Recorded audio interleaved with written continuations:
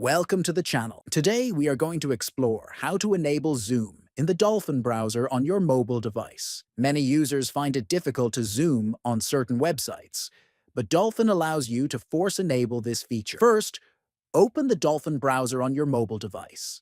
Next, look at the bottom of the screen and click on the Dolphin icon.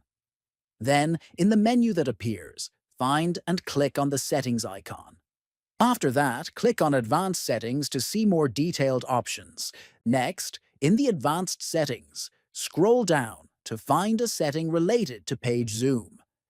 Then tap on Page Zoom, and then turn on the Force Enable Zoom feature.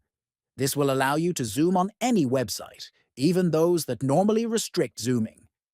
If you found this video helpful, make sure to subscribe to the channel, like the video, and share it with your friends. Thanks for watching and enjoy a better browsing experience.